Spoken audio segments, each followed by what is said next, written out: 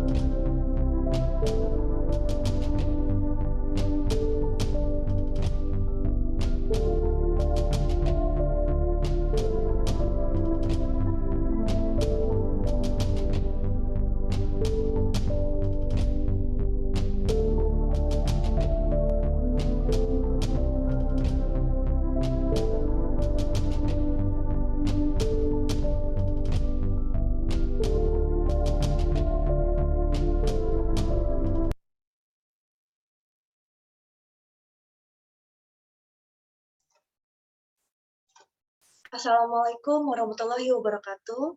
Salam sejahtera untuk kita semua. Om Swastiastu, Namo Buddhaya, salam kebajikan. Selamat siang Bapak dan Ibu. Gasi Depara Service Spesialis, penyelenggara jasa pengajian, sangat berterima kasih Bapak dan Ibu berkenan hadiri webinar kami hari ini. Melayani 58 klien terkemuka di Indonesia, Gasi memiliki repositori pengetahuan pengajian yang ingin kami bagi melalui Gasi webinar yang kami rencanakan akan kami lakukan secara berkala. Dan topik terpilih di webinar kami kali ini adalah isu yang menjadi topik pembicaraan di komunitas pengajian, yaitu penyelenggaraan program jaminan kehilangan pekerjaan. Telah hadir Niki, Arfian, dan Sandi sebagai narasumber di webinar hari ini, dan saya Anissa bersama rekan saya Theo sebagai moderator pada webinar hari ini. Bersama-sama, kita akan kupas tuntas topik webinar hari ini. Sebelum pembahasan perdana saya ajukan kepada narasumber, mohon Bapak dan Ibu berkenan izinkan kami rampungkan penjelasan lebih dulu sebelum kami kemudian buka sesi tanya-jawab. Namun demikian, mohon Bapak dan Ibu sudah dapat segera mulai menuliskan pertanyaan Bapak dan Ibu di chatroom sejak bahkan saat ini. Dan di sesi tanya-jawab, kami akan pilih pertanyaan yang terbanyak ditanyakan untuk kami dahulukan jawab. Pertanyaan yang tidak sempat kami kupas di sesi hari ini, dengan senang hati akan kami jawab di kesempatan one-on-one session yang waktunya bisa kita sepakati bersama. Jadi silahkan Bapak dan Ibu tuliskan pertanyaan di chatroom. Lebih banyak pertanyaan akan jadi lebih mudah bagi kami memahami penjelasan yang paling Bapak dan Ibu butuhkan. Baik, kita mulai pembahasan terkait dengan program JKP ini. Pembahasan perdana saya tujukan kepada Arfian. Arfian, kita langsung pembahasan terkait program jaminan kehilangan pekerjaan ini. Terkait program ini, dapat diinformasikan landasan peraturan yang dapat kita rujuk. Silakan Arfian. Ya, baik. Terima kasih, Ica. Untuk program JKP ini, sebenarnya ini program baru sehubungan dengan adanya Undang-Undang Cipta Kerja Nomor 11 Tahun 2020 yang menjelaskan terkait tujuan penyelenggaraan JKP, dan program JKP ini juga diatur pada Peraturan Pemerintah Nomor 37 Tahun 2021 sebagai berikut, di mana di pasal 1 ayat 1 itu diterangkan jaminan kehilangan pekerjaan yang selanjutnya disingkat sebagai JKP merupakan jaminan sosial yang diberikan kepada pekerja atau buruh yang mengalami pemutusan hubungan kerja atau PHK yang berupa manfaat uang tunai, akses informasi pasar kerja, dan pelatihan kerja. Berdasarkan PP nomor 37 tahun 2021 di pasal 1 ayat 5 dijelaskan definisi dari pemutusan hubungan kerja merupakan pengakhiran hubungan kerja karena suatu hal tertentu yang mengakibatkan berakhirnya hak dan kewajiban antara pekerja atau buruh dengan pengusaha. Kemudian di pasal 2 ayat 1 dijelaskan pengusaha juga wajib mengikut sertakan pekerja atau buruh sebagai peserta dalam program JKP ini. Perlu diketahui untuk Undang-Undang Cipta Kerja Nomor 11 Tahun 2020 ini mulai berlaku di bulan Februari 2022. Demikian, Ica. Baik, terima kasih Arfian, Bapak dan Ibu. Sesuai yang telah disampaikan oleh Arfian dan kita semua juga ketahui bahwa program JKP ini merupakan program baru yang termasuk pada BPJS Ketenagakerjaan. Program ini juga memiliki tujuan sebagai jaminan sosial yang diberikan kepada pekerja atau buruh yang mengalami pemutusan hubungan kerja atau PHK dengan terdapat beberapa manfaat yang diberikan kepada peserta. Lalu, sesuai dengan ketentuannya bahwa pengusaha sini wajib mengikutsertakan pekerja atau buruh sebagai peserta dalam program JKP. Seperti itu ya, Arfian? Betul, Ica. Baik, masih dengan Arfian. Arfian, jika tadi disebutkan sedikit latar belakang terkait dengan program JKP ini, lalu bagaimana tata cara penyelenggaraannya, kepesertaannya, dan apa saja manfaat dari program JKP ini? Silakan Arfian. Ya, terima kasih, Ica. menyambung penjelasan saya sebelumnya terkait dengan tata cara penyelenggaraan, kepesertaan, dan manfaat dari JKP yang diatur dalam PP 37 tahun 2021 ini. Terkait dengan penyelenggaraan JKP ini diatur oleh pemerintah pusat dan juga BPJS Ketenagakerjaan. Kemudian untuk kepesertaan JKP ialah pekerja atau buruh yang ter-PHK, peserta yang membayar iuran, dan peserta dengan masa kepesertaan tertentu. Dan manfaat yang diberikan dari program JKP seperti pemberian uang tunai, akses informasi pasar kerja, pelatihan kerja, akan diberikan paling banyak selama 6 bulan. Demikian, Ica. Baik, terima kasih Arfian. Jadi Arfian, Bapak dan Ibu, program ini memang diatur oleh pemerintah pusat dan BPJS Ketenagakerjaan, yang mana yang sudah disampaikan juga bahwa program ini memiliki 3 manfaat besar, seperti adanya pemberian uang tunai, akses informasi pasar kerja, dan pelatihan kerja. Dan manfaat ini diberikan paling banyak selama 6 bulan. Baik, terima kasih Arfian. Saya beralih terlebih dahulu kepada Sandi. Sandi, jika tadi Arfian menyampaikan bahwa peserta JKP ini merupakan pekerja atau buruh yang ter-PHK, apakah dari kepesertaan ini masih memiliki persyaratan lain yang perlu kita perhatikan selain kita melihat bahwa pekerja atau buruh tersebut terkena PHK? Silakan Sandi. Baik, terima kasih, Cak. Jadi untuk mengikuti program JKP ini, terdapat beberapa syarat yang harus dipenuhi peserta. Di antaranya adalah peserta haruslah warga negara Indonesia. Lalu usia peserta belum mencapai 54 tahun pada saat melakukan pendaftaran. Lalu memiliki hubungan kerja dengan perusahaan baik dengan status PKWTT ataupun PKWT. Setelah itu, peserta pada skala perusahaan menengah dan besar terdaftar dalam 5 program jaminan sosial, yaitu JKN, JKK, JHT, JP, dan JKM dari BPJS Ketenagakerjaan. Dan yang terakhir, peserta pada skala perusahaan kecil dan mikro terdaftar dalam 4 program jaminan sosial, yaitu JKN, JKK, JHT, dan JKM. Demikian, Ica.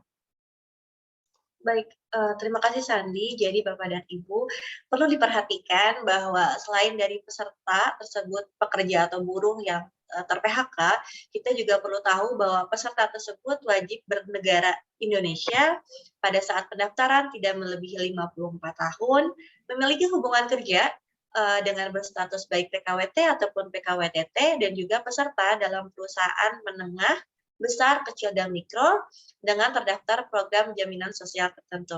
Baik, terima kasih Sandi. Sandi melanjutkan dengan Sandi. Jika JKP ini merupakan program baru sesuai yang disampaikan sebelumnya, lalu bagaimana terkait dengan iuran dari program ini dan bagaimana perhitungan rekomposisi iurannya? Silakan Sandi. Baik, Ica, terima kasih.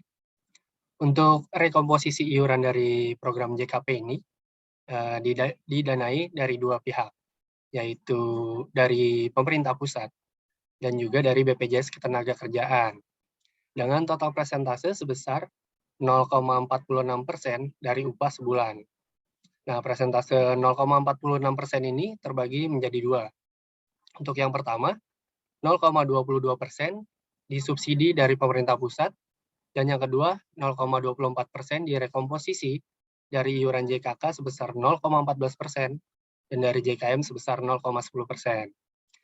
Dan untuk upah sebulan yang dimaksud yaitu upah tanpa tunjangan, upah pokok dan tunjangan tetap, upah pokok, tunjangan tetap, dan tunjangan tidak tetap, dan yang terakhir upah pokok dan tunjangan tidak tetap. Demikian, Ica. Baik, terima kasih Sandi.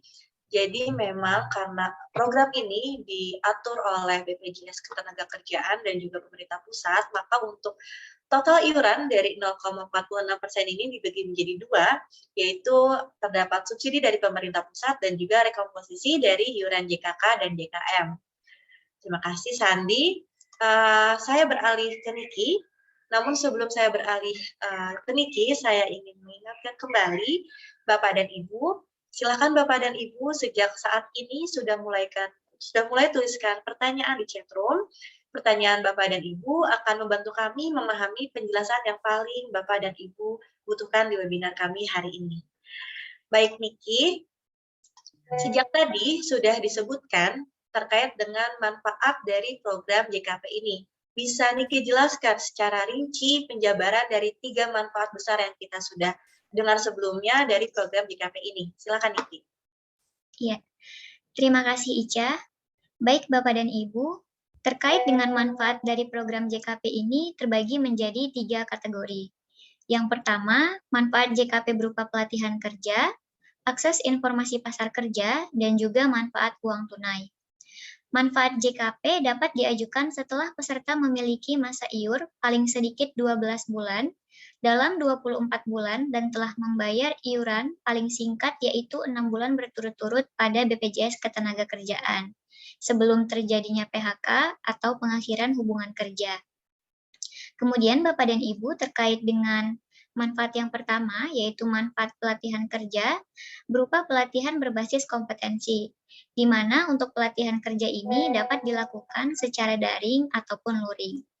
Kemudian, pelatihan kerja ini dilakukan oleh lembaga pelatihan kerja pemerintah, swasta, atau perusahaan yang telah terdaftar dan terverifikasi dalam Sisnaker.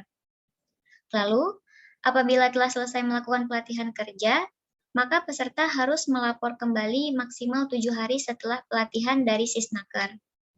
Kemudian, untuk manfaat yang kedua, yaitu manfaat akses informasi dan pasar kerja, diberikan dalam bentuk layanan informasi pasar kerja dan juga bimbingan jabatan, atau asesmen diri dan juga konseling karir.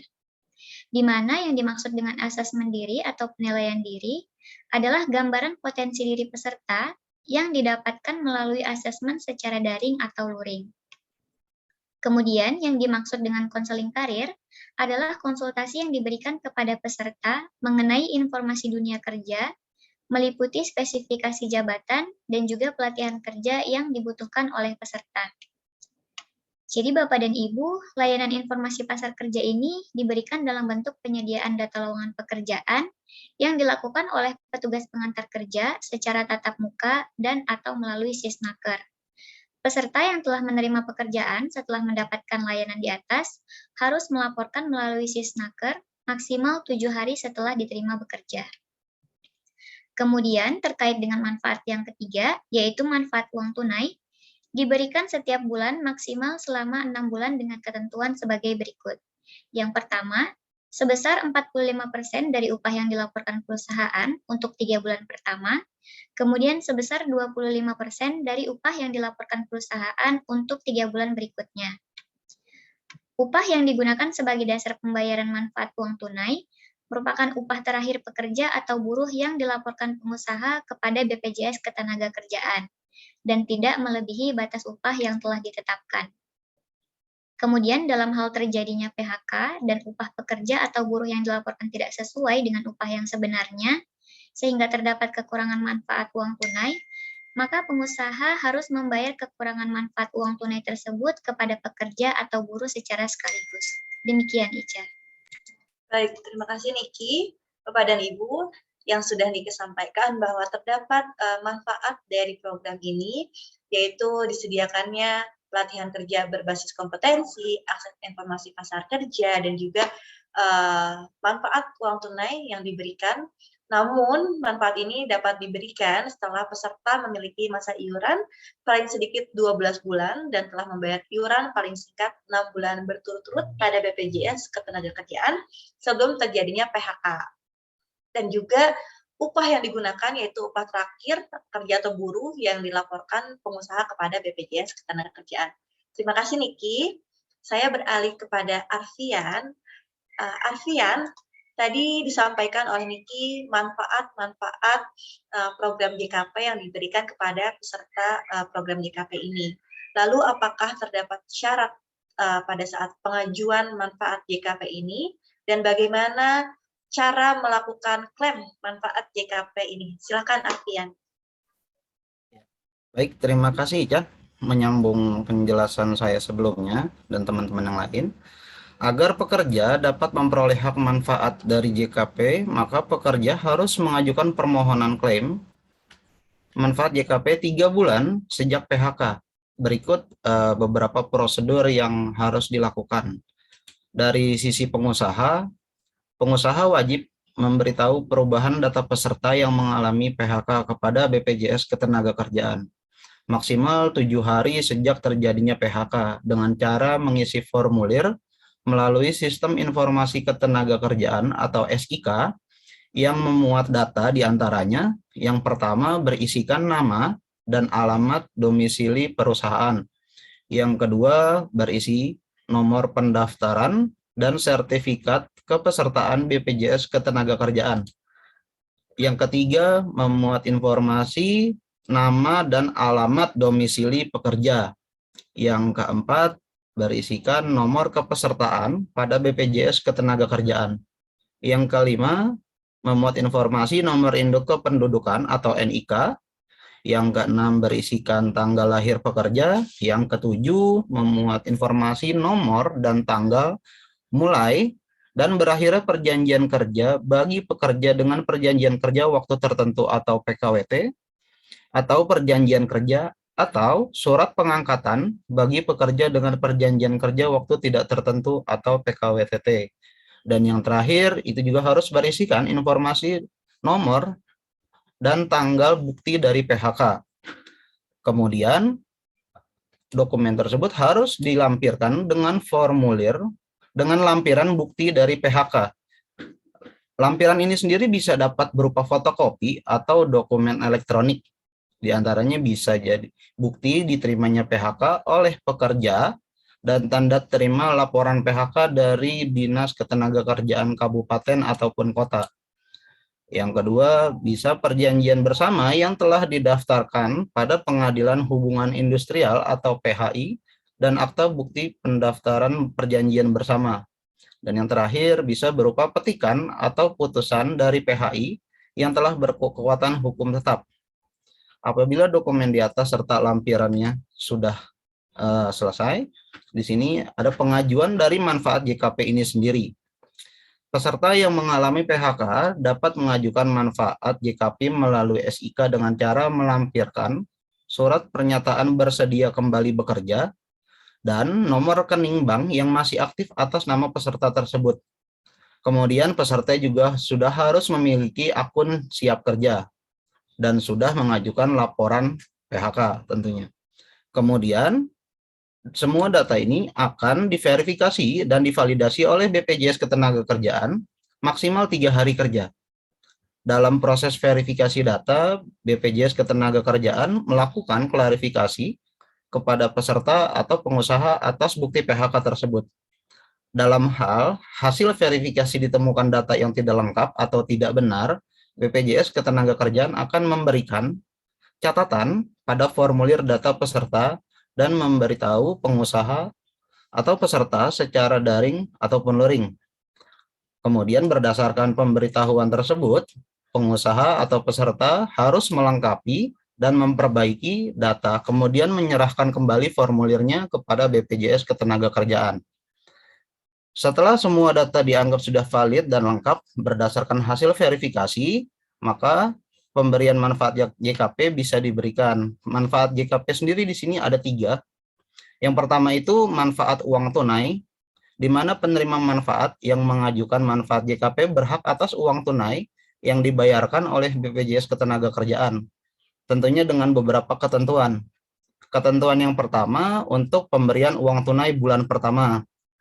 Ini akan dibayarkan setelah penerima manfaat mengajukan manfaat JKP bulan yang pertama, diikuti dengan melakukan asesmen diri atau penilaian diri pada akses informasi pasar kerja yang terdapat di dalam SIK.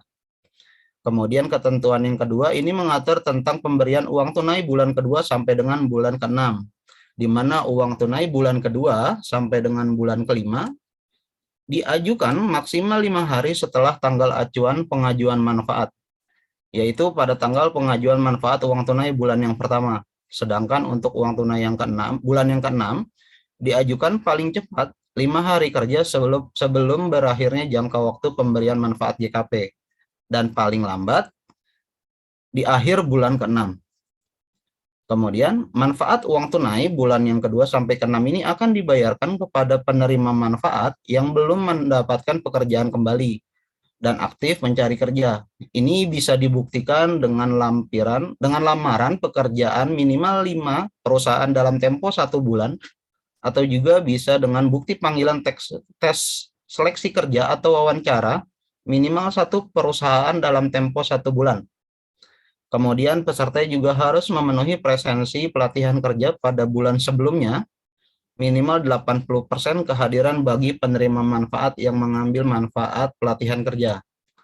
Kemudian ada manfaat yang kedua, ini ada manfaat akses informasi pasar kerja. Untuk penerima manfaat yang telah melakukan asesmen atau penilaian diri pada akses informasi pasar kerja, kemudian dapat mengikuti konseling karir atau mencari pekerjaan dalam sistem informasi ketenagakerjaan. Bagi yang mengikuti konseling akan memperoleh rekomendasi pengembangan karir dari pengantar kerja atau petugas antar kerja untuk mencari pekerjaan atau mengikuti pelatihan kerja dalam SIK. Namun ada hal-hal yang harus diperhatikan. Penerima manfaat yang telah mendapatkan pekerjaan harus melaporkan penempatannya melalui SIK maksimal 7 hari sejak ia diterima bekerja. Kemudian ada manfaat yang ketiga, ini manfaat pelatihan kerja, di mana manfaat ini diberikan 1 kali selama masa pemberian manfaat JKP kepada penerima manfaat yang belum mendapatkan pekerjaan dan telah mendapatkan rekomendasi dari pengantar kerja atau petugas antar kerja untuk mengikuti pelatihan kerja. Kemudian ada prosedur memperoleh manfaat pelatihan kerja ini. Di antaranya mengikuti konseling karir untuk memperoleh rekomendasi pengembangan karir dari petugas kerja atau petugas antar kerja. Kemudian peserta juga memilih jenis pelatihan kerja yang akan diikuti melalui SIK tersebut. Kemudian yang ketiga, peserta melakukan pendaftaran di lembaga pelatihan kerja dengan memasukkan kode nomor tertentu hasil dari rekomendasi konseling karir. Kemudian yang keempat, peserta memperoleh sertifikat pelatihan kerja jika peserta telah mengikuti dan menyelesaikan pelatihan kerja. Kemudian yang kelima, peserta melaporkan pelatihan kerja yang telah diselesaikan melalui SIK maksimal 7 hari kerja setelah pelatihan kerja tersebut selesai. Dan yang terakhir, mengisi survei kebekerjaan pada SIK. Namun, ada hal-hal yang harus diperhatikan, terdapat beberapa ketentuan yang harus diperhatikan selama pekerja memanfaatkan pelatihan kerja, yaitu diantaranya, pertama, penerima manfaat yang mengikuti pelatihan kerja sesuai jenis dan pelatihan kerja yang telah dipilih, wajib menyelesaikan seluruh proses pelatihan kerja tersebut. Kemudian yang kedua, penerima manfaat dapat mencari pekerjaan selama masa tunggu dimulainya pelatihan kerja. Tapi jika peserta memperoleh pekerjaan selama masa tunggu tersebut, ia dianggap mengundurkan diri dari pelatihan kerja. Kemudian yang ketiga, jika penerima manfaat memperoleh pekerjaan saat pelatihan kerja dilaksanakan, maka peserta tersebut dapat menyatakan untuk tidak melanjutkan pelatihan kerja dan berhak menerima surat keterangan telah melakukan pelatihan kerja tersebut. Dan yang terakhir, setelah menyelesaikan pelatihan kerja, penerima manfaat dapat mengikuti sertifikasi kompetensi kerja. Demikian, Ica. Baik, terima kasih Alfian, sangat menarik. Bapak dan Ibu, secara singkat, jadi sangat perlu diperhatikan bahwa dalam pengajuan manfaat ini agar didapatkan oleh peserta hak manfaat JKP ini, maka pekerja harus mengajukan permohonan klaim manfaat JKP 3 bulan sejak PHK, lalu pengusaha mengisikan formulir melalui sistem informasi ketenagakerjaan atau kita sebut SIK dengan melampirkan bukti PHK. Lalu pengajuan manfaat dapat dilakukan juga melalui sistem informasi ketenagakerjaan, dan yang lebih penting adalah proses ini juga melalui verifikasi data oleh BPJS Ketenagakerjaan, dan pemberian manfaat JKP ini untuk uang tunai diberikan secara 2 kali, dan juga terdapat manfaat akses informasi kerja dan manfaat pelatihan kerja. Seperti itu ya, Arfian? Ya, betul, Ica. Terima kasih, Arfian. Saya beralih ke Niki. Niki, jika Arfian tadi menyampaikan terkait dengan syarat pengajuan manfaat dan cara mengajukan klaim. Lalu jika membahas soal manfaat program JKP ini, siapakah yang relevan menerima manfaat dari program JKP ini? Silakan Niki. Terima kasih Ica. Baik Bapak dan Ibu, terkait dengan penerima manfaat program JKP diberikan kepada peserta dengan ketentuan sebagai berikut. Yang pertama adalah peserta yang mengalami PHK, baik untuk hubungan kerja berdasarkan PKWT atau PKWTT.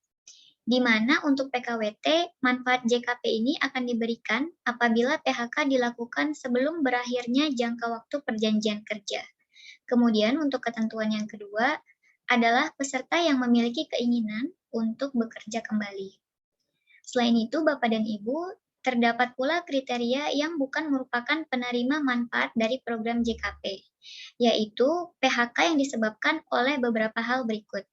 Yang pertama, mengundurkan diri, kemudian yang kedua cacat total tetap, yang ketiga pensiun, yang keempat meninggal dunia, dan yang kelima PKWT yang masa kerjanya berakhir sesuai dengan jangka waktu kontrak kerjanya. Demikian, Ica.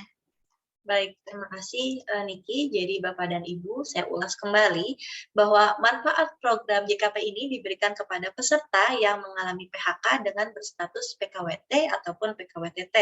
Dan manfaat diberikan apabila PHK dilakukan sebelum berakhirnya jangka waktu perjanjian.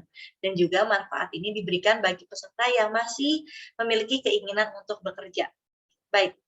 Sebelum saya melanjutkan pembahasan, saya ingin mengingatkan kembali Bapak dan Ibu, silakan Bapak dan Ibu yang sudah memiliki pertanyaan dari pembahasan ataupun penjelasan yang disampaikan oleh narasumber kami, sejak sekarang sudah mulai tuliskan pertanyaan di chatroom. Pertanyaan Bapak dan Ibu akan sangat membantu kami memahami penjelasan yang paling Bapak dan Ibu butuhkan di webinar kami hari ini.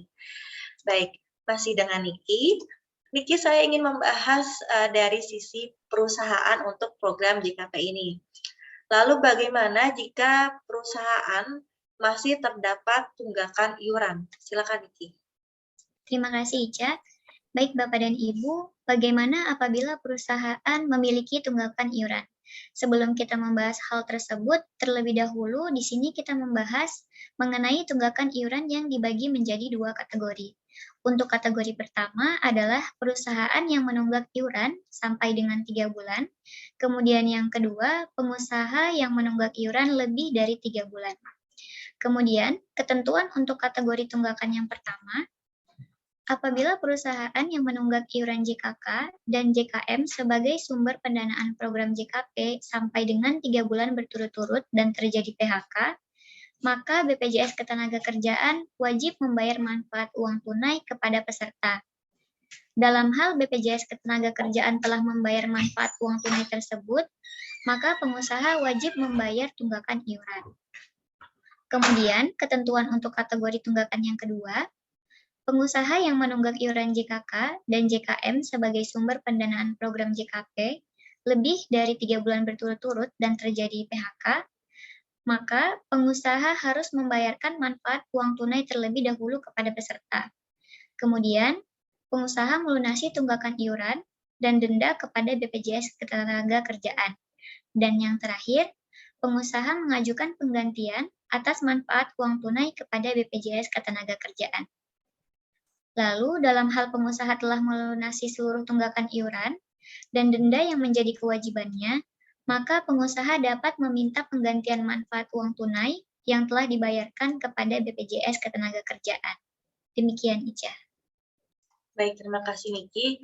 Jadi Bapak dan Ibu, apabila perusahaan Bapak dan Ibu melakukan atau terdapat tunggakan iuran dalam 3 bulan berturut-turut, maka BPJS Ketenagakerjaan tetap wajib membayarkan manfaat uang tunai kepada peserta, namun perusahaan tetap harus atau wajib membayar tunggakan iuran.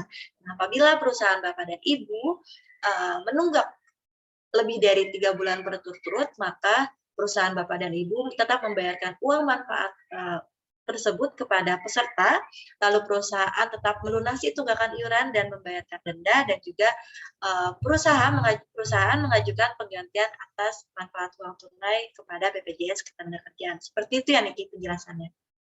Betul, Ica. Baik, terima kasih Niki. Bapak dan Ibu, saya beralih ke Sandi. Sandi, jika tadi disampaikan bahwa pengusaha atau perusahaan itu wajib mendaftarkan karyawannya sebagai peserta dalam program JKP ini. Lalu bagaimana jika pengusaha atau perusahaan tidak mendaftarkan pekerja atau buruhnya sebagai peserta dari program JKP ini? Silakan, Sandi. Baik, Ica, terima kasih. Jadi, apabila pengusaha tidak mendaftarkan pekerja pada program JKP ini, maka pengusaha wajib memenuhi hak pekerja atau buruh seperti manfaat uang tunai dengan perhitungan manfaat sebagaimana dimaksud dalam pasal 21 ayat 1 yang diberikan secara sekaligus dan manfaat pelatihan kerja sebagaimana dimaksud dalam pasal 30. Pada pasal 21 ayat 1 terkait manfaat uang tunai diberikan setiap bulan maksimal selama 6 bulan dengan ketentuan yaitu sebesar 45% dari upah yang dilaporkan perusahaan untuk 3 bulan pertama dan sebesar 25% dari upah yang dilaporkan perusahaan untuk 3 bulan berikutnya.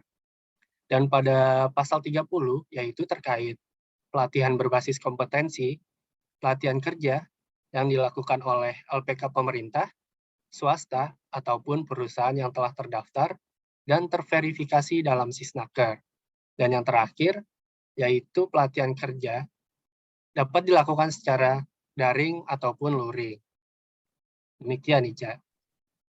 Baik, terima kasih Sandi. Jadi Bapak dan Ibu, di sini yang sudah Sandi sampaikan bahwa apabila pengusaha atau perusahaan tidak mendaftarkan pekerja atau buruhnya pada program JKP ini, maka perusahaan wajib memenuhi hak pekerja atau buruh seperti pemberian manfaat uang tunai yang diberikan setiap bulan maksimal 6 bulan dan juga manfaat pelatihan kerja.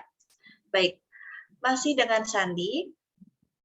Sandi, jika sejak awal telah diinformasikan terkait dengan manfaat dari program JKP ini, bisa Sandi jelaskan ketentuan-ketentuan dalam pemberian manfaat program JKP ini? Silakan Sandi.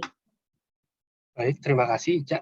Jadi untuk manfaat JKP ini dapat diajukan setelah peserta memiliki masa iur paling sedikit 12 bulan dalam 24 bulan dan telah membayar iuran paling singkat 6 bulan berturut-turut pada BPJS Ketenagakerjaan sebelum terjadinya PHK atau pengakhiran hubungan kerja. Dan untuk pemberian manfaat JKP ini maksimal 3 kali selama masa usia kerja. Untuk manfaat yang pertama, dapat diajukan setelah terpenuhinya masa iur dan kepesertaan. Dan untuk manfaat yang kedua, dapat diajukan setelah iuran 5 tahun sejak manfaat pertama. Dan untuk manfaat yang ketiga, dapat diajukan setelah iuran 5 tahun sejak manfaat yang kedua. Dan untuk program manfaat JKP ini dapat hilang hak manfaatnya. Itu dapat disebabkan jika tidak mengajukan permohonan klaim selama 3 bulan sejak terjadinya PHK, lalu telah mendapatkan pekerjaan, ataupun meninggal dunia. Demikian, Ica. Baik, terima kasih Sandi. Jadi Bapak dan Ibu, manfaat JKP ini memang perlu diajukan ataupun permohonannya dapat diajukan karena tidak mengajukan permohonan klaim selama 3 bulan sejak terjadi PHK, maka hilang manfaat dari program JKP ini. Dan juga manfaat JKP ini diajukan peserta memiliki masa iuran paling sedikit 12 bulan dengan telah membayar iuran paling singkat 6 bulan berturut-turut sebelum terjadinya PHK.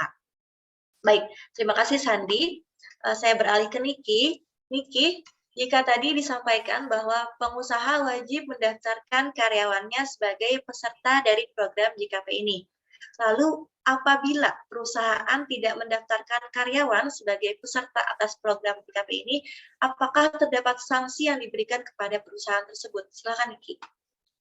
Terima kasih, Ica. Jadi, Bapak dan Ibu, Apabila terdapat perusahaan ataupun pengusaha yang tidak mengikuti karyawannya pada program JKP, maka perusahaan tersebut akan dikenakan sanksi administratif sesuai ketentuan pasal 46 ayat 1 sebagai berikut.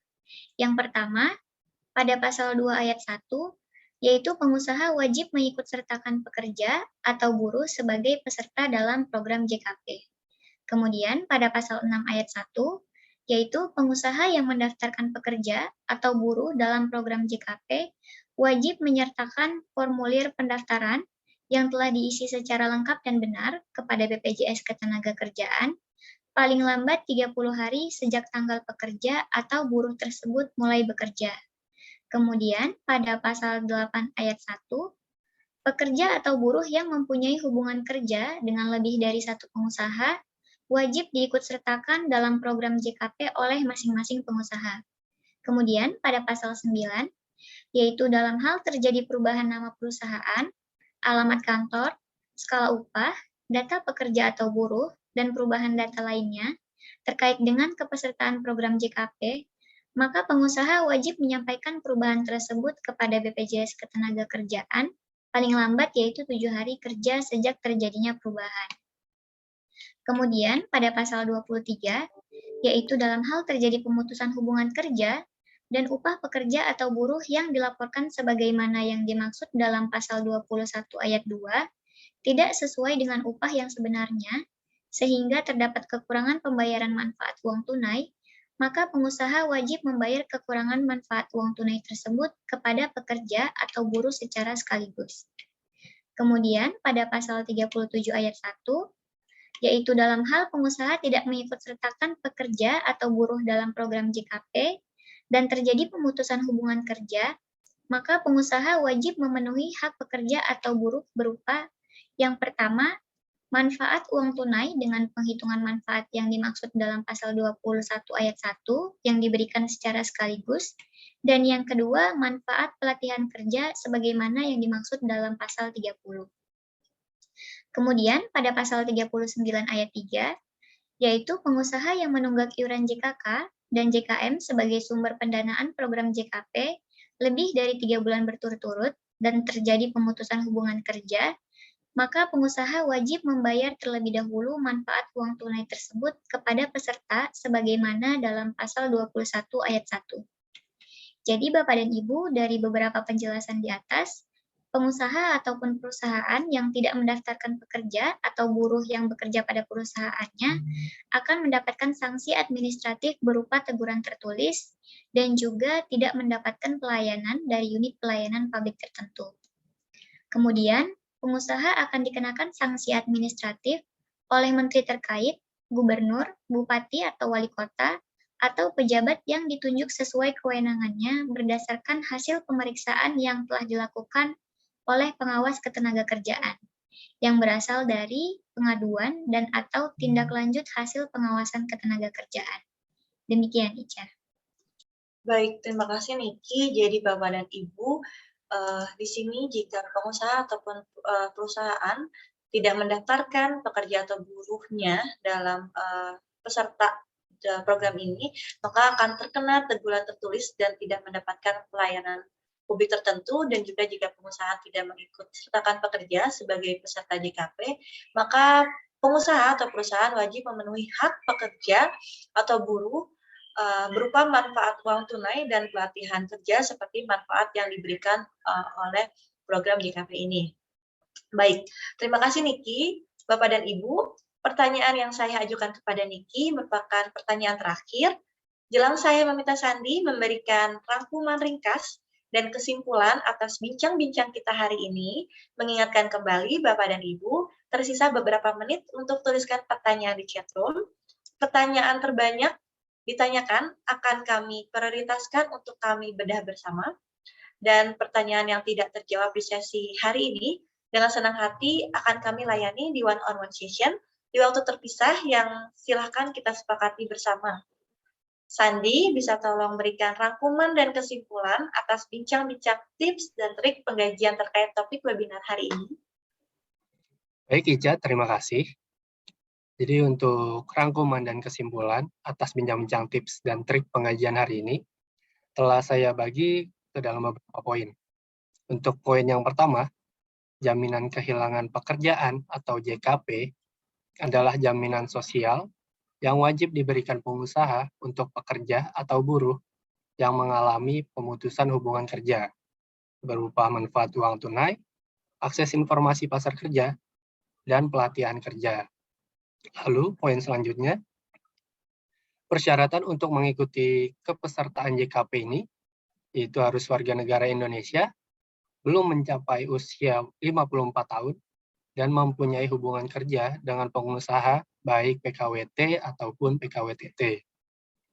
Lalu untuk manfaat JKP, dikecualikan untuk alasan PHK, karena mengundurkan diri, cacat total tetap, pensiun, dan juga meninggal dunia.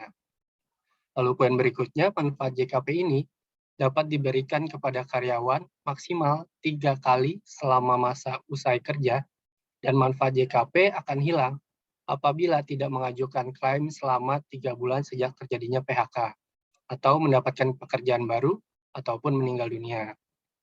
Yang dimaksud masa usia kerja adalah rentang waktu seseorang mulai bekerja sampai dengan batas usia pensiun. Dan untuk poin yang terakhir, pengusaha yang tidak mengikuti aturan terkait dengan program JKP ini, maka akan dikenakan sanksi administratif berupa teguran tertulis atau tidak mendapatkan pelayanan publik tertentu. Demikian Ica yang bisa saya sampaikan. Baik, terima kasih Sandi. Terima kasih kepada seluruh narasumber, Bapak dan Ibu. Kita jelang sesi tanya-jawab, rekan saya Theo akan bacakan pertanyaan terpilih untuk kita bahas bersama. Silakan Theo. Baik, terima kasih Ica untuk pembahasan yang telah dibawakan. Bapak dan Ibu, kita sudah masuk ke sesi tanya-jawab.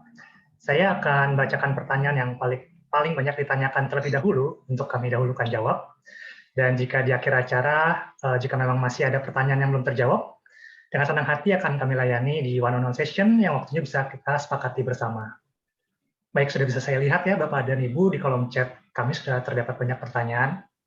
Tanpa menunggu lebih lama lagi, saya akan bacakan pertanyaan pertama, yaitu pertanyaan dari Ibu Fasa. Apa definisi upah yang terdapat dalam Peraturan PP Nomor 37 Tahun 2021? Silakan. Terima kasih Ibu Fasa atas pertanyaan yang diberikan. Jadi pertanyaan dari Ibu Fasa adalah terkait definisi upah yang terdapat dalam Peraturan PP Nomor 37 Tahun 2021. Jadi definisi upah pada PP Nomor 37 Tahun 2021 yaitu upah adalah hak pekerja atau buruh yang diterima dan dinyatakan dalam bentuk uang sebagai imbalan dari pengusaha atau pemberi kerja kepada pekerja atau buruh yang ditetapkan dan dibayarkan menurut suatu perjanjian kerja, kesepakatan, atau peraturan perundang-undangan, termasuk tunjangan bagi pekerja atau buruh dan keluarganya atas suatu pekerjaan dan atau jasa yang telah atau akan dilakukan. Demikian Ibu Fasa yang bisa saya sampaikan. Baik, terima kasih Sandi. Ya Ibu Fasa, jadi baru saja adalah pengertian upah menurut PP Nomor 37 Tahun 2001 ya, di mana upah itu sendiri adalah hak pekerja berbentuk uang sebagai bentuk imbalan dari pemberi kerja yang tentu saja sudah ditetapkan terlebih dahulu di suatu perjanjian kerja. Baik, saya akan bacakan pertanyaan berikutnya dari Bapak Destiadi. Mohon izin bertanya, untuk modul dan e-sertifikat dikirim lewat email atau sistemnya seperti apa? Silakan. Ya, izin saya bantu untuk menjawab, Bapak Destiadi. Untuk webinar ini, jika maksudnya adalah modul atau e-sertifikat untuk webinar ini, jadi menginformasikan untuk sampai dengan saat ini e-sertifikat kami belum ada, namun untuk modulnya nanti Bapak Ibu akan kami kirimkan melalui email untuk link modulnya, dan di mana modulnya itu nanti kami simpan di dalam website dari PT Gasi sendiri. Nah, namun jika pertanyaannya adalah terkait dengan salah satu manfaat dari program JKP, yaitu terkait dengan pelatihan kerja, sebenarnya Bapak Ibu ketika terdapat PHK kemudian ingin mengklaim dari program JKP itu sendiri, Bapak Ibu bisa mengaktifkan akun untuk siap kerja. Jadi di situ nanti ada beberapa menu untuk Bapak Ibu dapat melakukan pelatihan, dan juga nanti untuk modul dan pelatihannya Bapak Ibu bisa langsung akses di situ gitu ya, karena itu sifatnya adalah pelatihan online. Dan juga nanti pada saat kita sudah melakukan pelatihan kita juga, di profil kita di akun siap kerja itu nanti akan terupdate langsung untuk program-program pelatihan apa saja yang sudah kita ikuti. Begitu Bapak dan Ibu. Mungkin ada tambahan, dipersilakan. Boleh sedikit menambahkan untuk jawaban dari Arman ya, Bapak Setiadi.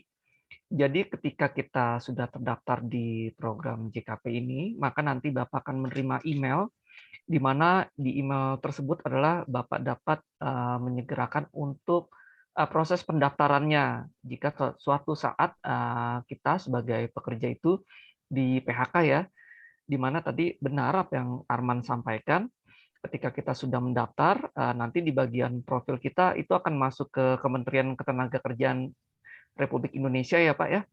Jadi nanti di sana ada seperti menu Skill Hub, lalu ada Career Hub dan Biz Hub, dan kita juga perlu melengkapi profil kita Pak, seperti itu. Ya, terima kasih. Baik, terima kasih Mas Arman dan Angga untuk jawabannya. Demikian yang bisa kita sampaikan, Bapak Setiadi, semoga terjawab ya. Untuk pertanyaan berikutnya, saya akan bacakan dari Bapak Jaya. Apabila perusahaan ganti PIC, pengurus BPJS dan akun SIPP, apakah bisa melalui online atau harus datang ke kantor BPJS Ketenagakerjaannya, dan apa saja persyaratannya? Silakan. Terima kasih Pak Jaya untuk pertanyaannya. Jadi cukup menarik pertanyaannya. Di sini Pak Jaya menanyakan apabila perusahaan ingin mengganti PIC dalam hal pengurusan BPJS di dalam akun SIPP, bagaimana metode yang harus dilakukan, melalui online atau juga harus datang ke kantor BPJS Ketenagakerjaan? Kemudian apa saja syarat yang diperlukan dalam hal penggantian PIC-nya?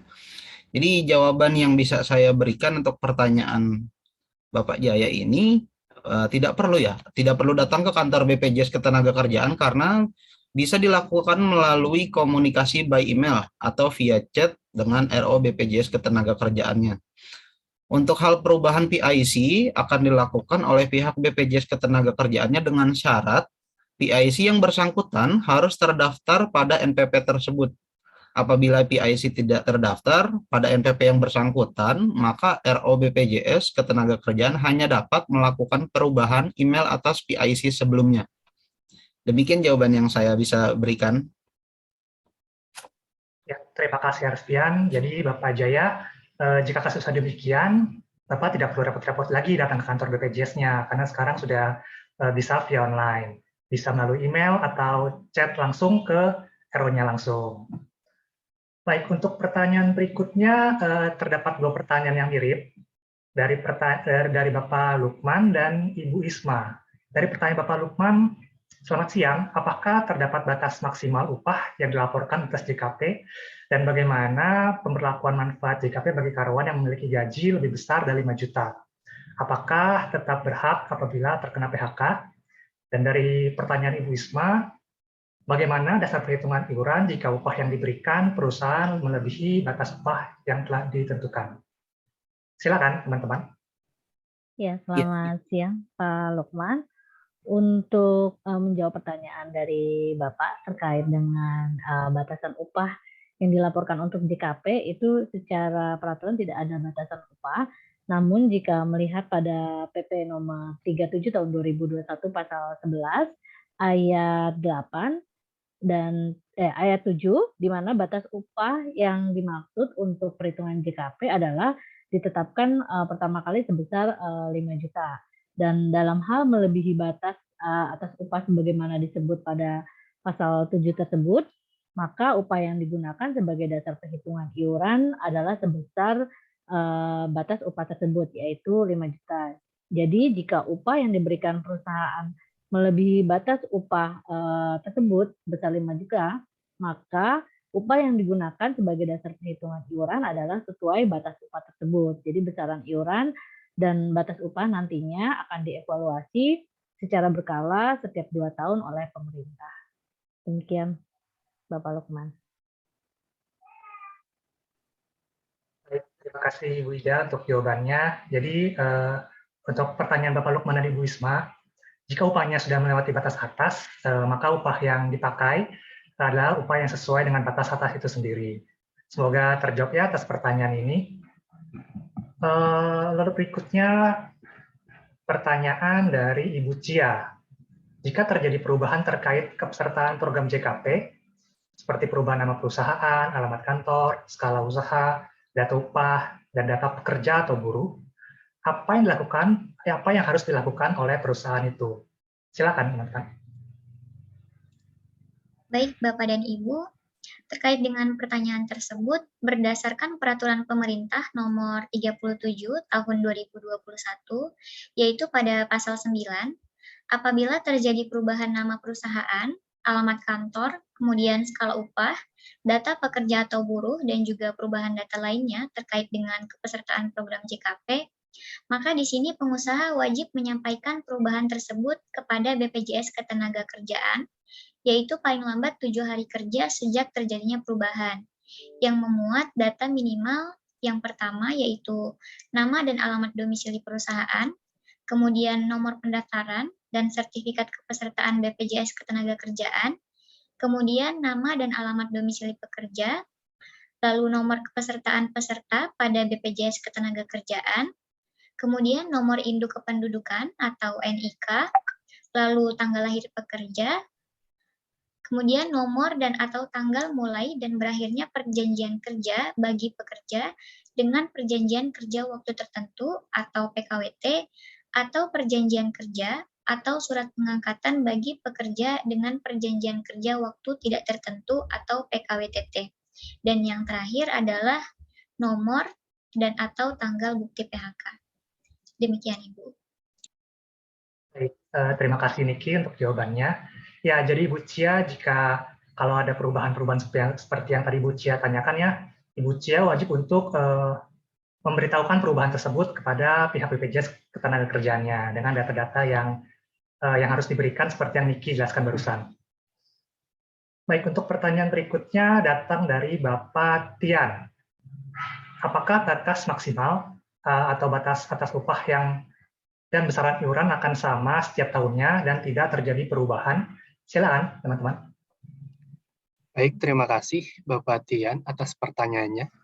Jadi pertanyaan dari Bapak Tian terkait batas maksimal atau batas atas upah, itu besaran iurannya akan sama atau tidak setiap tahunnya, dan apakah tidak terjadi perubahan. Jadi sesuai PP nomor 37 tahun 2021, pasal 12 ayat 1, telah dijelaskan bahwa besaran iuran dan batas atas upah akan dilakukan evaluasi secara berkala setiap 2 tahun dengan mempertimbangkan kondisi ekonomi nasional dan perhitungan kecukupan kewajiban aktuaria. Evaluasi tersebut dilakukan oleh kementerian yang menyelenggarakan urusan pemerintah di bidang ketenagakerjaan dan berkoordinasi dengan kementerian yang menyelenggarakan urusan pemerintah di bidang keuangan dan Dewan Jaminan Sosial Nasional. Demikian Bapak Tian yang bisa saya sampaikan. Terima kasih Sandi.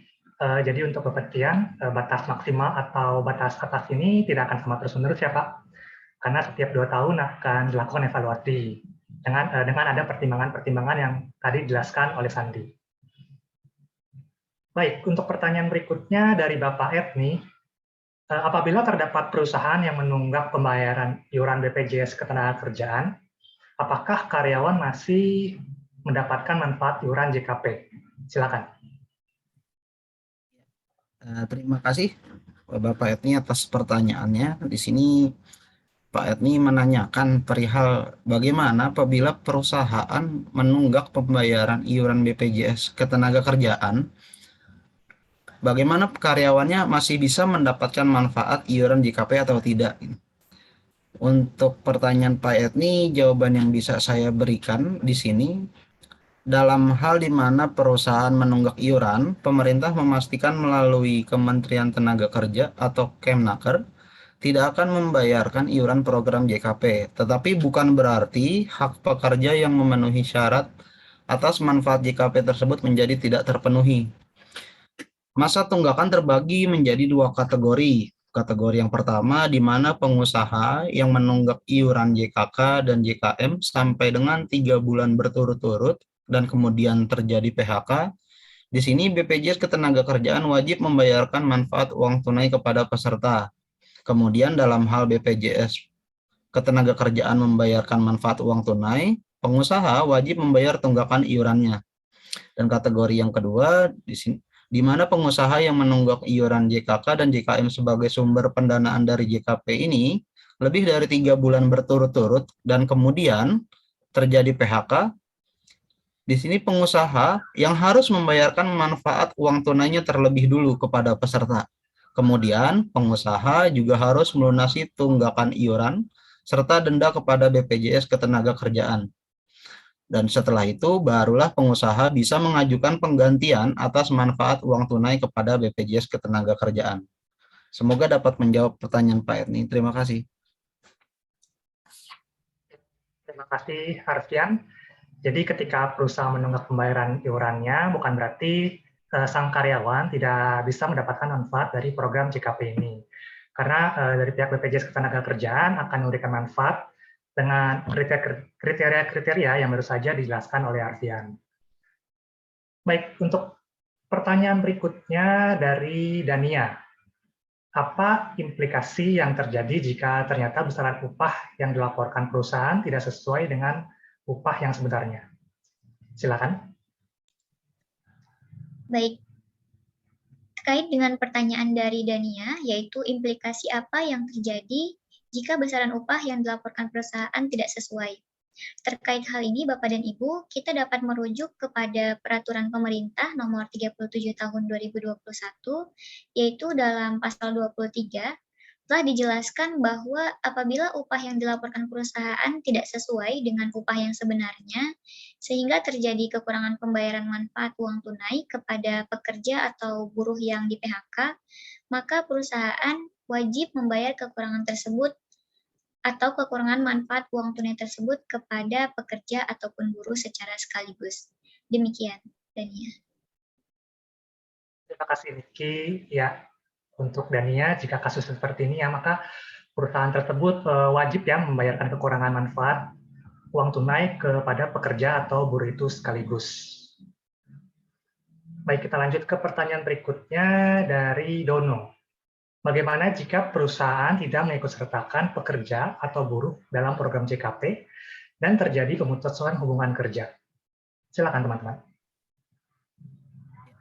Baik, terima kasih Pak Dono. Pertanyaannya agak nyambung dengan pertanyaan Pak Etni sebelumnya. Kalau tadi saya menjelaskan kalau perusahaan menunggak, kalau sekarang pertanyaan dari Pak Dono ini, bagaimana jika perusahaan tidak mengikutsertakan pekerja atau buruh dalam program JKP dan kemudian terjadi PHK? Jawaban yang bisa saya sampaikan, apabila pengusaha memang tidak mendaftarkan pekerjanya pada program JKP ini, maka sudah jelas pengusaha yang wajib harus memenuhi hak pekerja atau buruh seperti manfaat uang tunai dengan perhitungan manfaat sebagaimana yang dimaksud dalam pasal 21 ayat 1 yang diberikan secara sekaligus dan manfaat pelatihan kerja sebagaimana dimaksud dalam pasal 30. Pasal 21 ini sendiri menjelaskan manfaat uang tunai diberikan setiap bulan maksimal selama 6 bulan dengan dua ketentuan. Ketentuan yang pertama itu 45% dari upah yang dilaporkan perusahaan untuk 3 bulan pertama dan 25% dari upah yang dilaporkan untuk 3 bulan setelahnya dari bulan keempat sampai bulan ke-6. Dan kemudian untuk pasal 30 sendiri ini menjelaskan terkait pelatihan berbasis kompetensi. Kedua, pelatihan kerja yang dilakukan oleh LPK pemerintah, swasta, atau perusahaan yang telah terdaftar dan terverifikasi dalam Sisnaker. Dan yang terakhir menjelaskan tentang pelatihan kerja dapat dilakukan secara daring maupun luring. Demikian jawaban yang bisa saya sampaikan. Terima kasih, Arfian. Jadi jika suatu perusahaan tidak mengikutsertakan pekerjanya ya dalam program JKP ini, maka ada kewajiban-kewajiban yang harus dipenuhi oleh perusahaan itu sesuai dengan apa yang baru saja dijelaskan oleh Arfian. Semoga terjawab ya pertanyaan dari Dono. Lalu pertanyaan berikutnya dari Tiara. Dari manakah sumber pendapatan JKP? Silakan teman-teman. Terkait dengan pertanyaan dari Tiara, yaitu dari manakah sumber pendanaan JKP? Kita dapat merujuk kembali sesuai dengan Peraturan Pemerintah Nomor 37 Tahun 2021, yaitu pada pasal 42. Di sini untuk sumber pendanaan JKP berasal dari yang pertama, modal awal pemerintah yang bersumber dari anggaran pendapatan dan juga belanja negara. Kemudian yang kedua, rekomposisi iuran program jaminan sosial, yaitu JKK sebesar 0,14%, dan juga JKM sebesar 0,10%. Dan yang terakhir, yaitu dari dana operasional BPJS Ketenagakerjaan. Demikian, Tiara. Terima kasih, Niki. Jadi untuk pertanyaan Tiara, dari mana sumber pendapatan JKP, itu ada 3 ya, yaitu dari modal awal pemerintah, rekomposisi JKK dan JKM, dan dana operasional dari BPJS Ketenagakerjaan itu sendiri. Selanjutnya, pertanyaan dari Gede. Apa saja syarat kepesertaan program JKP? Silakan teman-teman. Baik, terima kasih Bapak Gede atas pertanyaannya. Jadi pertanyaan Bapak Gede adalah apa saja syarat kepesertaan dari program JKP ini? Jadi kepesertaan dari program JKP ini terdiri dari yang sudah diikutsertakan maupun yang baru akan didaftarkan. Dan untuk syaratnya adalah pekerja atau buruh harus merupakan warga negara Indonesia. Lalu belum mencapai 54 tahun saat mendaftar, dan memiliki hubungan kerja dengan pengusaha baik dengan status PKWT ataupun PKWTT. Dan untuk program JKP ini memiliki syarat tambahan, yaitu pekerja atau buruh pada usaha besar dan menengah harus mengikuti program JKN, JKK, JHT, JP, dan JKM dari BPJS Ketenagakerjaan. Sementara pekerja atau buruh di usaha mikro dan kecil sekurang-kurangnya ikut program JKN, JKK, JHT, dan JKM. Demikian yang bisa saya sampaikan untuk Bapak Gede. Terima kasih Sandi. Ya, barusan adalah syarat-syarat yang harus dipenuhi ya untuk menjadi peserta program JKP. Yang pertama adalah harus WNI, lalu belum mencapai usia 54 tahun, dan yang terakhir harus mempunyai hubungan kerja dengan suatu pengusaha. Ada pula syarat-syarat lainnya tambahan seperti program-program apa saja yang harus diikuti oleh setiap perusahaan-perusahaan yang dengan skala besar atau menengah, skala besar dan menengah, dan skala kecil dan mikro. Semoga terjawab ya pertanyaan dari Gede. Lalu pertanyaan berikutnya dari Sari. Bagaimana cara membayar iuran program JKP? Silakan. Ya, terima kasih Sari untuk pertanyaannya. Di sini Sari menanyakan perihal metode pembayaran untuk JKP ini sendiri. Jadi jawaban yang bisa saya berikan untuk pertanyaan Sari, ini kan JKP ini kan salah satu program dari BPJS Ketenagakerjaan. Jadi di sini tidak ada iuran tambahan yang harus dibayarkan oleh peserta, melainkan hanya iuran BPJS Ketenagakerjaan itu sendiri. Dengan data yang sudah tentunya terintegrasi dengan data BPJS Kesehatan. Dan hanya dilakukan sesuai bulan pelunasan iuran saja. Demikian yang bisa saya sampaikan. Terima kasih Arvin untuk jawabannya. Jadi cara pembayaran iuran program JKP ini dibayarkan dengan iuran bulanan ya, Ibu Sari, sesuai dengan data kepesertaan yang ada di data BPJS itu sendiri. Baik, untuk saya lanjutkan ke pertanyaan berikutnya dari Diah. Apa saja manfaat program JKP? Silakan. Baik, terkait dengan pertanyaan dari dia, yaitu apa saja manfaat program JKP. Sebelum kita membahas mengenai manfaat program JKP tersebut, terlebih dahulu saya ingin menjelaskan bahwa manfaat JKP ini diberikan kepada peserta yang mengalami PHK untuk hubungan kerja berdasarkan perjanjian kerja waktu tertentu maupun tidak tertentu, asalkan peserta mau bekerja lagi di tempat lain setelah terjadi pemutusan hubungan kerja. Kemudian, manfaat JKP ini dapat diperoleh apabila peserta sudah menyelesaikan iuran paling sedikit yaitu 12 bulan dalam 24 bulan dan setidaknya sudah membayar iuran selama 6 bulan berturut-turut sebelum terjadi PHK. Kemudian, manfaat JKP tidak bisa diterima pekerja atau buruh apabila yang bersangkutan mengundurkan diri, kemudian cacat total tetap, pensiun, dan meninggal dunia. Kemudian, pekerja atau buruh akan langsung menerima manfaat program JKP apabila sudah di PHK sebelum kontrak perjanjian kerja selesai. Kemudian terkait dengan syarat pencairan manfaat JKP, yaitu yang pertama, melampirkan bukti diterimanya PHK oleh pekerja atau buruh, kemudian tanda terima lapor PHK dari Dinas Ketenagakerjaan Kabupaten atau Kota, kemudian perjanjian bersama yang telah didaftarkan ke Pengadilan Hubungan Industrial, lalu akta bukti pendaftaran perjanjian bersama, dan juga petikan putusan pengadilan.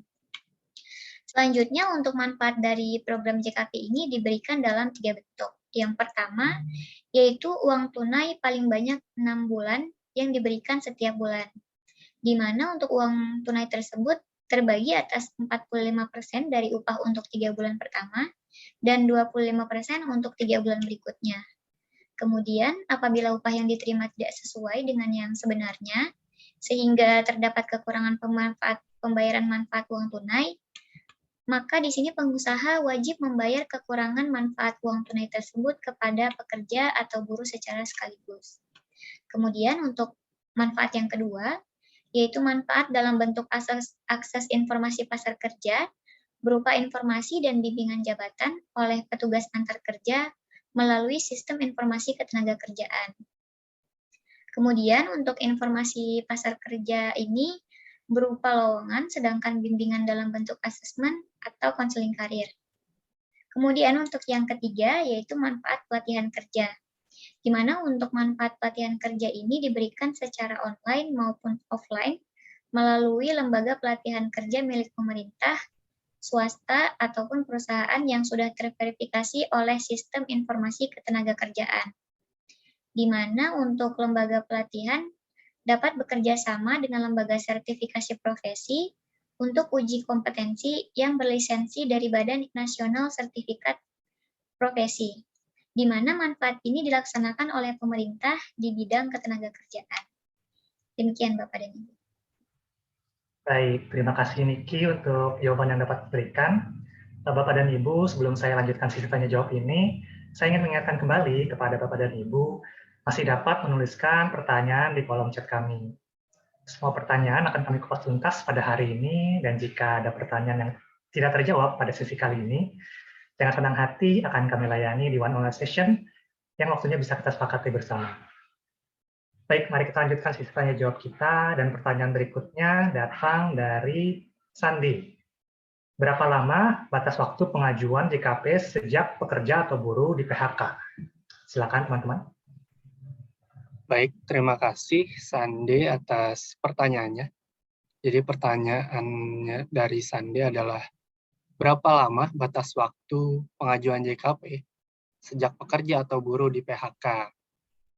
Jadi, batas waktu pengajuan untuk hak manfaat JKP ini dapat dilakukan paling lama 3 bulan sejak terjadinya PHK dan akan hilang apabila pekerja atau buruh tidak mengajukan permohonan klaim manfaat selama 3 bulan sejak PHK, lalu telah mendapatkan pekerjaan dan juga meninggal dunia. Demikian Sandi atas jawaban yang bisa saya sampaikan. Baik, terima kasih Sandi untuk jawabannya. Jadi untuk berapa lama batas waktunya, kita harus klaim manfaat JKP ini paling lama adalah 3 bulan. Dan jika tidak diambil selama masa waktu 3 bulan itu, maka manfaat JKP ini akan hilang. Demikian jawaban yang bisa kami berikan, Sandi. Semoga terjawab. Lalu pertanyaan berikutnya dari Santosa. Syarat pengajuan JKP salah satunya adalah bukti PHK. bukti PHK apa yang diberikan kepada BPJS Ketenagakerjaan? Silakan. Terima kasih Santosa untuk pertanyaannya. Di sini Santosa menanyakan perihal pengajuan JKP itu salah satu buktinya adalah lampiran PHK. Tapi Pak Santosa menanyakan bukti PHK seperti apa yang diberikan kepada BPJS Ketenagakerjaan.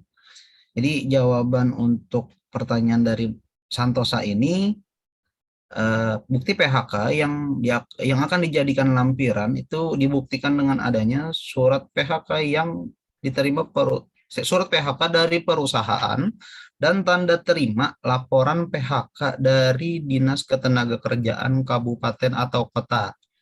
Namun kemudian jika tidak ada kesepakatan, bisa juga berbentuk perjanjian bersama yang telah didaftarkan di PHI atau Pengadilan Hubungan Industrial dan juga akta bukti pendaftaran perjanjian bersama. Dan jika masih tidak ada kesepakatan, bisa berupa petikan atau putusan PHI yang telah mempunyai kekuatan hukum tetap. Demikian yang bisa saya sampaikan. Terima kasih Arfian. Ya, baru saja adalah bukti-bukti yang bisa kita berikan ya ke BPJS Ketenagakerjaan sebagai bukti PHK. Semoga terjawab pertanyaan dari Santosa.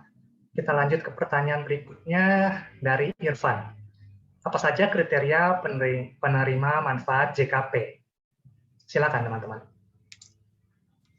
Baik, untuk pertanyaan dari Irfan yaitu terkait dengan penerima manfaat program JKP, ini diberikan kepada peserta dengan 2 ketentuan.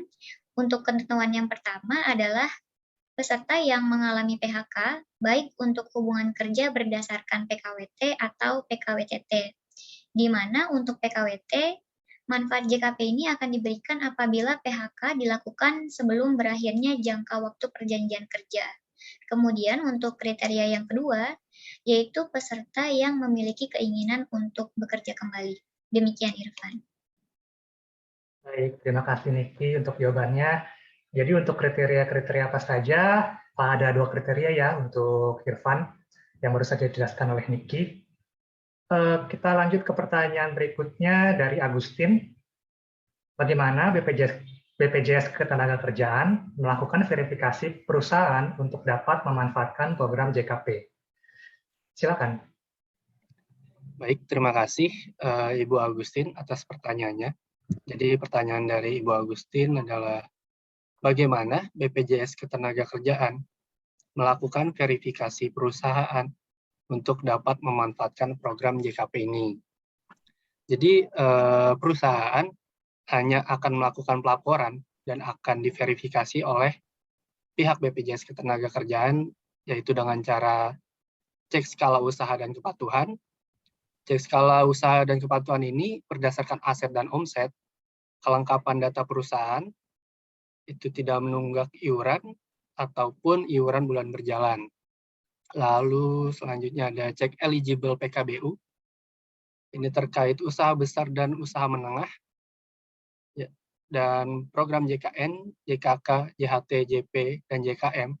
Lalu usaha kecil dan mikro yang sekurang-kurangnya pada program JKN, JKK, JHT, dan JKM. Lalu yang terakhir adalah cek verifikasi dan validasi peserta atau buruh.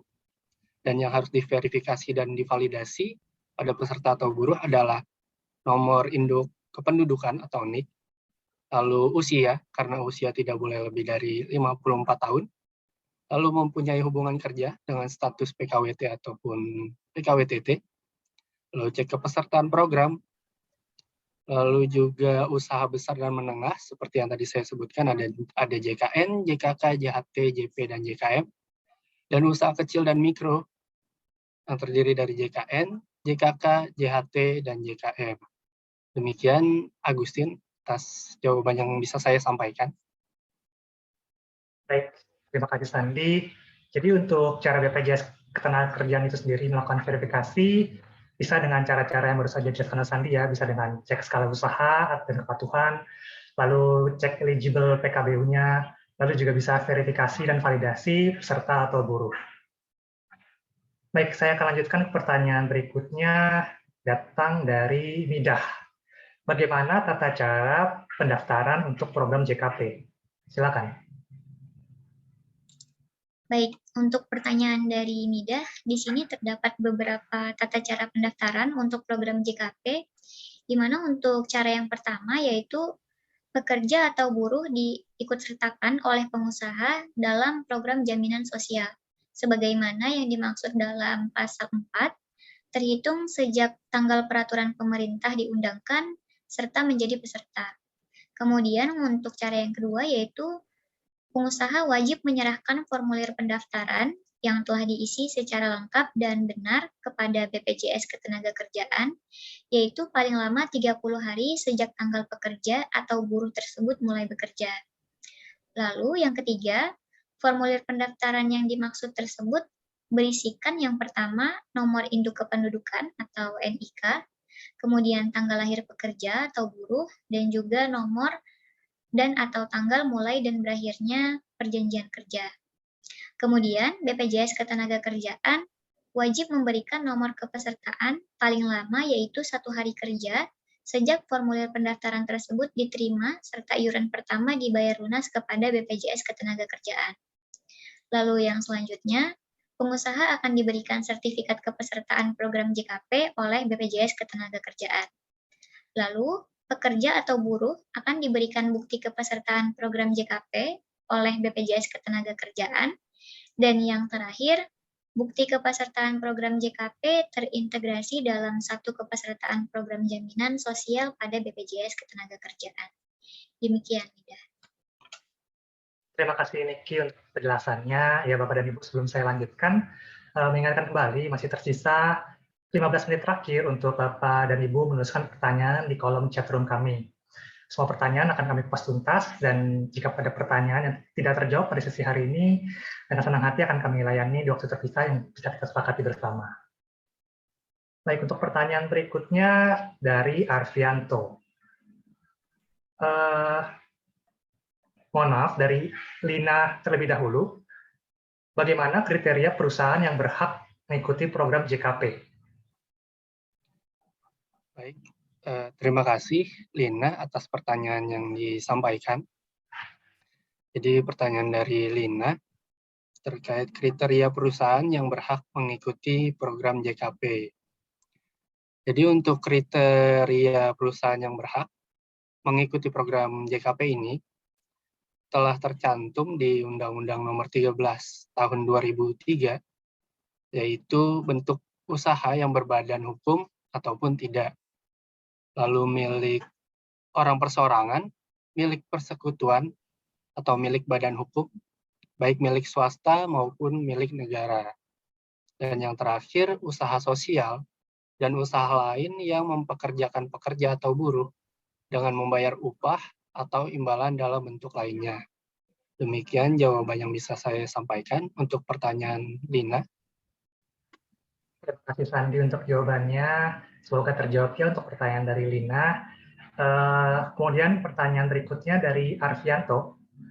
Bagaimana jika pekerja terdaftar di 2 perusahaan? Apakah harus mendaftarkan JKP di 2 perusahaan tersebut? Silakan teman-teman.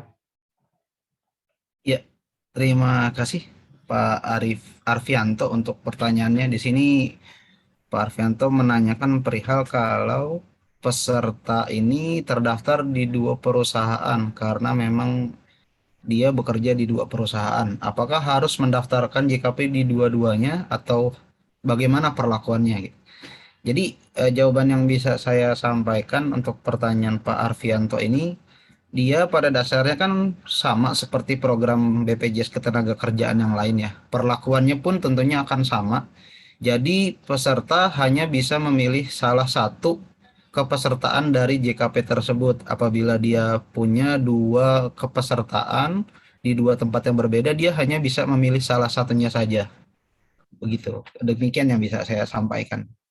Ya, sedikit menambahkan, jadi ketika nanti untuk pendaftaran JKP-nya ya, setelah kita sudah terdaftar kan, yang dari pertanyaan Pak Setiadi sebelumnya juga tuh ya, ketika kita ingin mendaftarkan profil kita di Depnaker ya, nantinya itu kita menggunakan nomor induk kependudukan, jadi menggunakan nomor KTP kita. Jadi tetap yang terbaca nanti di profil BPJS Ketenagakerjaan ya, itu hanya jadi satu sih, pada dasarnya seperti itu. Terima kasih Arfian, terima kasih Anggara untuk jawaban yang dapat diberikan. Lalu kita berlanjut ke pertanyaan berikutnya dari Alan. Komponen upah apa saja yang harus dijadikan dasar perhitungan untuk melakukan pembayaran iuran BPJS Ketenagakerjaan dan JKP? Silakan. Baik, untuk pertanyaan dari Alan, sesuai dengan Peraturan Pemerintah Nomor 37 Tahun 2021, terkait dengan komponen upah yang dijadikan dasar perhitungan untuk pembayaran iuran JKP adalah komponen upah pokok dan juga tunjangan tetap. Sedangkan apabila upah di perusahaan tersebut tidak terdiri atas upah pokok dan juga tunjangan tetap, maka yang menjadi dasar iuran hanyalah upah pokoknya saja. Demikian, Alan. Terima kasih Niki. Sekali lagi untuk pertanyaan dari Alan. Jadi komponen yang diperhitungkan untuk melakukan pembayaran ini adalah terdiri upah pokok dan tunjangan tetap. Tapi ketika perusahaan tersebut upahnya tidak terdiri atas upah pokok dan tunjangan tetap, maka yang dihitung adalah atas upah pokoknya saja. Baik, kita akan lanjut ke pertanyaan berikutnya, datang dari Dinta. Alasan pemutusan hubungan kerja seperti apakah yang tidak bisa memanfaatkan program JKP? Silakan teman-teman. Ya, terima kasih Dinta untuk pertanyaannya. Dinta menanyakan perihal alasan hubungan kerja atau pengecualian yang tidak dapat memanfaatkan program JKP ini. Jadi untuk jawaban yang bisa saya sampaikan untuk pertanyaan dari Dinta ini, merujuk pasal 20 ayat 1, manfaat JKP bagi peserta yang mengalami PHK dikecualikan untuk beberapa alasan PHK. Di antaranya karena mengundurkan diri, kedua karena cacat total tetap, ketiga karena pensiun, keempat karena meninggal dunia, dan yang terakhir itu bisa karena PKWT yang telah berakhir masa kerjanya atau masa kontraknya. Demikian jawaban yang bisa saya berikan. Terima kasih Arfian. Jadi alasan-alasan yang baru saja diberikan Arfian yang berupa dari mengundurkan diri, cacat total tetap, pensiun, meninggal dunia, dan PKWT yang telah berakhir masa kerjanya adalah alasan yang tidak bisa ya dijadikan untuk memanfaatkan program JKP ini sesuai dengan pasal 20 ayat 1. Baik, untuk pertanyaan berikutnya dari Justin. Apakah karyawan PKWT atau kontrak dapat berhak atas manfaat program JKP? Silakan. Baik, untuk pertanyaan dari Justin, sesuai dengan Peraturan Pemerintah Nomor 37 Tahun 2021, yaitu pada pasal 20 ayat 2, manfaat JKP ini bagi peserta yang hubungan kerjanya berdasarkan perjanjian kerja waktu tertentu atau PKWT ataupun karyawan kontrak akan diberikan apabila pemutusan hubungan kerja oleh pengusaha dilakukan sebelum berakhirnya jangka waktu perjanjian kerja waktu tertentu tersebut. Jadi Bapak dan Ibu, bagi karyawan PKWT ataupun kontrak dapat memperoleh manfaat JKP jika memang PHK yang dilakukan oleh perusahaan itu terjadi sebelum berakhirnya jangka waktu perjanjian kerja atas karyawan kontrak tersebut. Demikian, Bapak dan Ibu. Terima kasih Niki. Jadi sekali lagi ya, jadi untuk karyawan yang PKWT, karyawan tersebut masih berhak mendapatkan manfaat JKP ini jika terjadi PHK sebelum masa kontrak dari karyawan tersebut habis. Semoga terjawab ya pertanyaan dari Justin. Pertanyaan berikutnya dari Sabrina. JKP dapat diajukan paling banyak berapa kali? Silakan teman-teman. Baik, terima kasih Sabrina atas pertanyaan yang disampaikan. Jadi pertanyaan dari Sabrina terkait JKP dapat diajukan itu paling banyak berapa kali? Biar saya bantu jawab. Untuk hak atas manfaat JKP ini dapat diajukan paling banyak 3 kali selama masa usia kerja sesuai yang telah kami jelaskan tadi sebelumnya. Dan hal ini merujuk dan telah ditetapkan sesuai pada pasal 35. Demikian Sabrina atas yang bisa saya sampaikan. Terima kasih Sandi. Jadi sesuai dengan pasal 35 ya Bu Sabrina. Jadi hak atas manfaat JKP ini bisa diajukan paling banyak 3 kali selama usia masa kerja, usai kerja. Pertanyaan berikutnya dari Tomo. Apakah karyawan yang resign atau mangkir berhak atas manfaat JKP? Silakan. Terima kasih Saudara Tomo untuk pertanyaannya. Di sini Tomo menanyakan perihal karyawan yang resign atau mangkir apakah berhak atas manfaat JKP. Menyambung penjelasan saya dari pertanyaan sebelumnya, karyawan yang resign ini ada termasuk di dalam daftar pengecualian peserta yang menerima manfaat JKP sesuai dan merujuk PP nomor 37 tahun 2021 pasal 20 ayat 1. Di situ ada beberapa pengecualian peserta yang bisa menerima manfaat JKP. Di antaranya karyawan yang mengundurkan diri, cacat total tetap, pensiun, meninggal dunia, dan PKWT yang berakhir masa kerja atau kontraknya. Demikian jawaban yang bisa saya sampaikan untuk pertanyaan Saudara Tomo. Terima kasih. Baik, terima kasih Arfian. Sekali lagi ya, karena program ini memang ditujukan untuk buruh yang terkena PHK, jadi para pekerja yang resign tidak berhak atas manfaat JKP ini. Semoga terjawabnya dari pertanyaan dari Tomo. Berikutnya pertanyaan dari Firly. Bagaimana perusahaan atau karyawan dapat mengetahui bahwa mereka sudah terdaftar pada program JKP? Silakan teman-teman. Baik, terkait dengan pertanyaan dari Firly, untuk mengetahui informasi program BPJS Ketenagakerjaan, di sini karyawan ataupun peserta dapat melakukan download aplikasi Jam Sostek Mobile atau JMO melalui aplikasi store handphone masing-masing. Kemudian setelah melakukan download, bagi peserta yang sudah terdaftar, di sini dapat langsung mengisikan email dan juga kata sandi yang sudah didaftarkan sebelumnya. Sedangkan bagi peserta yang belum terdaftar, dapat melakukan registrasi dengan cara sebagai berikut.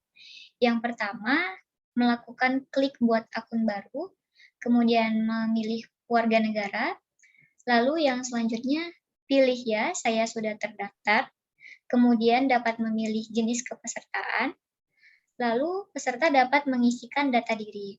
Setelah itu, peserta memasukkan email dan juga nomor handphone, kemudian tunggu beberapa saat dan peserta dapat memasukkan kode verifikasi yang dikirimkan melalui email ataupun nomor handphone peserta. Setelah itu, peserta dapat membuat kata sandi. Sedangkan apabila perusahaan ingin mengetahui informasi program BPJS Ketenagakerjaan, di sini perusahaan dapat melihat melalui aplikasi SIPP online, yaitu pada menu pengaturan, kemudian profil PK atau BU, lalu pada submenu koreksi data PKBU dan juga program.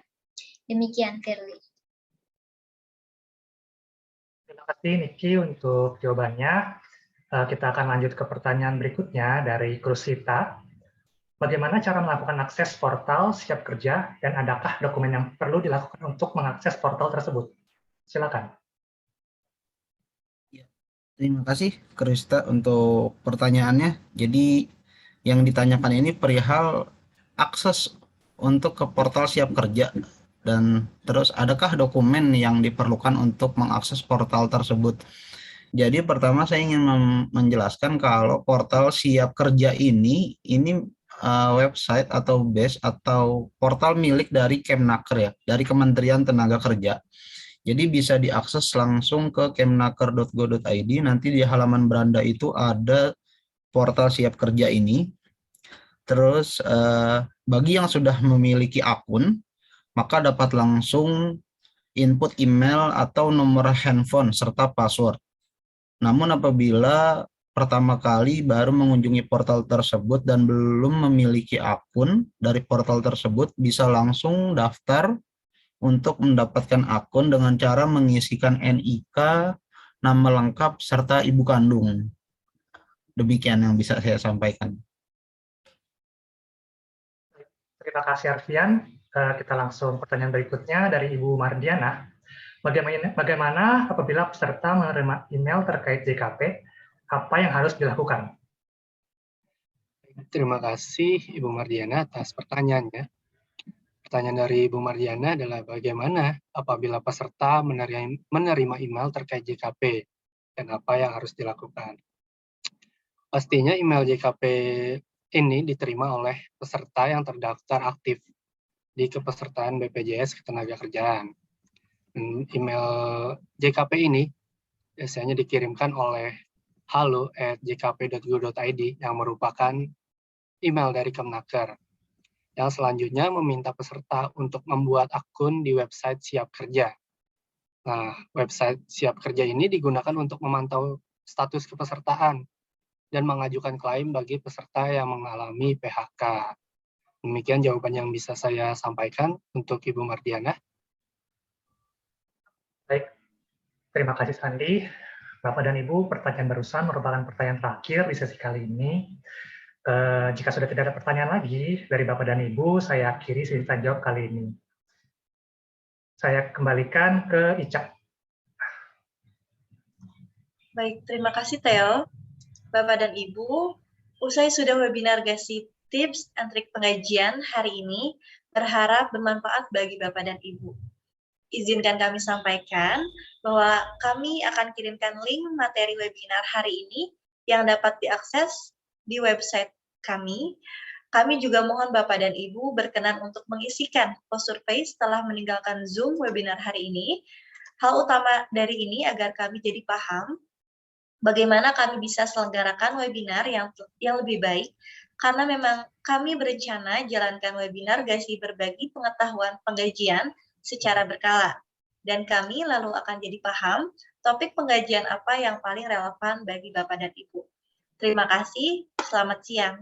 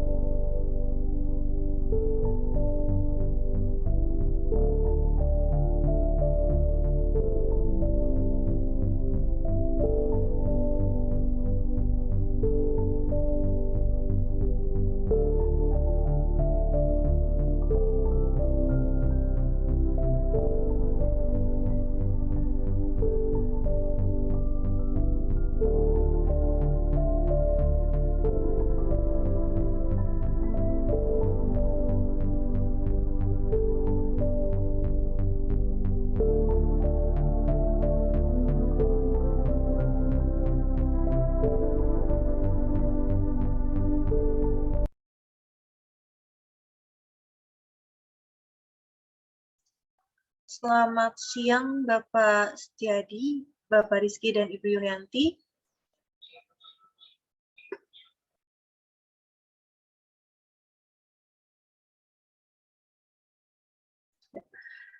Karena webinar hari ini sudah usai, mohon izin kami tutup untuk webinar Bapak Setiadi, Bapak Rizky, dan Ibu Yulianti. Terima kasih, selamat siang.